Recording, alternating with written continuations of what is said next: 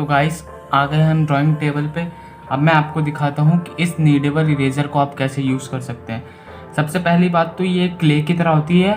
अगर कोई इस इरेज़र को जानता नहीं होगा तो उसे क्ले ही लगेगा। ये पूरी क्ले की तरह ही होती है, लेकिन इससे हम इरेज कर सकते हैं। तो इसे आप कैसा भी शेप दे सकते हैं, जैसा भी आपका मन करे। अगर आपको छोटे साइज़ की ज़रूरत है तो आप छोटा इसमें से निकाल लीजिए, उसका जितना आपको यूज़ करना है कर सकते हैं, उसका वापस आप इसमें मिक्स कर सकते हैं। तो इस तरीके से आप इसको कोई सा भी शेप दे सकते हैं जैसा कि आप चाहें। अब मैं आपको दिखा देता हूँ कि इसको आप यूज़ कैसे कर सकते हैं। तो सबसे पहले मैं यहाँ पे शेड करता हूँ, उसके बाद आपको दिखाता हूँ कि कैसे आप इसको यूज़ कर सकते हैं।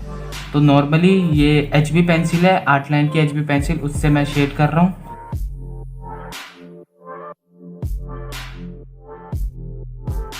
अब एक तरफ नीडेड इरेजर और एक तरफ नॉर्मल इरेजर जो सब यूज़ करते हैं।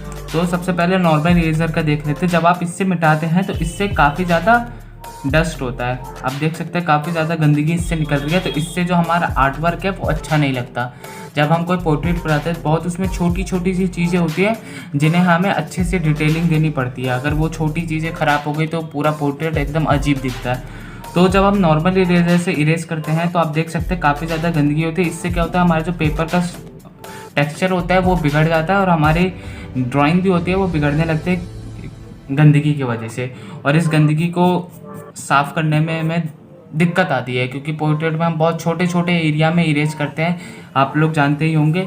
तो जो नॉर्मल इरेजर होता है उससे गंदगी होती है, जिस वजह से हमारे पेपर का टेक्सचर ख़राब हो जाता है। लेकिन जो नीडेबल इरेज़र होते हैं, जिसे क्ले इरेज़र भी कहते हैं कुछ लोग, इसको हम यूज़ करते हैं तो इसमें से गंदगी बिल्कुल नहीं होती। अब मैं आपको मिटा के दिखा देता हूँ।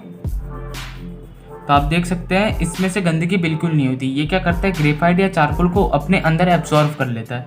आपको मैं फिर से करके दिखाता हूँ। ये मैंने शेड किया। अब इसको अगर हम इससे मिटाएंगे तो बहुत ही आराम से मिट जाएगा और कोई भी गंदगी नहीं होगी। तो इससे आपका जो भी ड्राइंग है वो काफ़ी ज़्यादा साफ़ सुथरा रहेगा और आप अच्छे से काम कर सकते हैं। लेकिन नॉर्मल इरेजर से गंदगी हो जाती है। मैं आपको एक ड्राइंग दिखाता हूँ। ये जोकर वाली ड्राइंग, ये आपको मेरे YouTube चैनल पे भी मिल जाएगी। हाल ही में मैंने बनाई थी और इस इरेज़र को भी मैं कई सालों से यूज़ नहीं कर रहा है, 2 सप्ताह पहले ही मैंने ख़रीदी है। तो इसमें जो आप टेक्सचर देख रहे हैं, इसमें जो आप डिटेलिंग देख रहे हैं या इसमें जो आप हाईलाइट देख रहे हैं वो मैंने इसी से दिया। जैसे आप यहाँ पे देख सकते हैं, ये वाला एरिया हो गया, ये वाला एरिया हो गया। ये जितने भी छोटे छोटे जो मैंने इसमें डिटेलिंग ऐड की है वो मैंने इसी से ऐड की है। इसको मैं छोटे से जितना मुझे चाहिए उतना निकाल लेता हूँ और आगे से इसे नुकीला किया। उसका जितना हमें मिटाना है उतना हमने मिटा दिया। अभी तो मैंने इसके ऊपर फिक्सेटिव चला दिया, जिस वजह से दोबारा मैं मिटा नहीं पा रहा, क्योंकि फिक्सेटिव से हमारी ड्राइंग एकदम सेफ हो जाती है। तो मैं दोबारा चला नहीं पा रहा क्योंकि फिक्सेटिव मार दिया।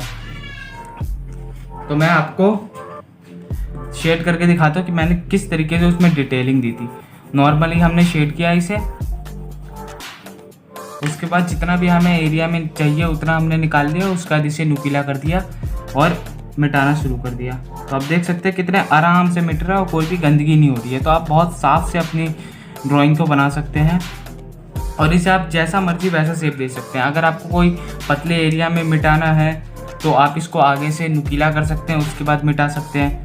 अगर आपको थोड़े मोटे एरिया में मिटाना है तो इसको आप ऐसे आगे से फ्लैट कर सकते हैं, उसके बाद मिटा सकते हैं।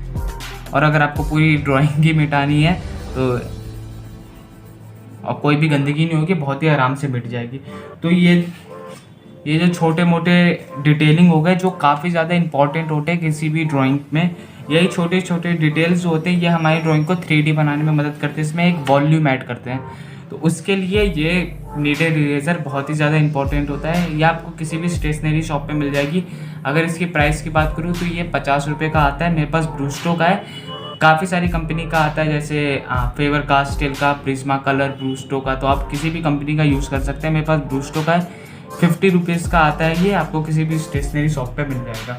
तो आप इसे अपने पोर्ट्रेट में यूज़ कर सकते हैं। और अगर आप किसी ड्राइंग की आउटलाइनिंग बना रहे हैं तो उस समय भी आप इसको यूज़ कर सकते हैं आउटलाइन को मिटाने के लिए। वैसे इसमें भी मैंने यूज़ किया, जब मैं इसकी आउटलाइन बना रहा था तो इससे जो आउटलाइन मिटाने में आसानी होती है और काम भी हमारा बहुत ही साफ से होता है। तो आई होप आज की वीडियो आपको अच्छी लगी होगी। अच्छी लगी तो लाइक कीजिए, और चैनल पे नए हो तो चैनल को आप सब्सक्राइब कर सकते हैं ऐसी और वीडियो के लिए। और अगर आप पोर्ट्रेट ड्राइंग बनाते हैं, कोई सी भी ड्राइंग बनाते हैं, तो ये आपके पास होना ज़रूरी है। बहुत ही ज़्यादा कंपलसरी तो नहीं है, लेकिन अगर आप ले सकते हैं तो आप ज़रूर खरीदिएगा। ये नीडेबल इरेज़र काफ़ी ज़्यादा अच्छी इरेज़र है, काफ़ी ज़्यादा यूज़फुल है। तो आई होप आज की वीडियो आपको अच्छी लगी होगी। अच्छी लगी तो लाइक कर दीजिएगा, और मिलते हैं किसी ऐसी नेक्स्ट वीडियो में।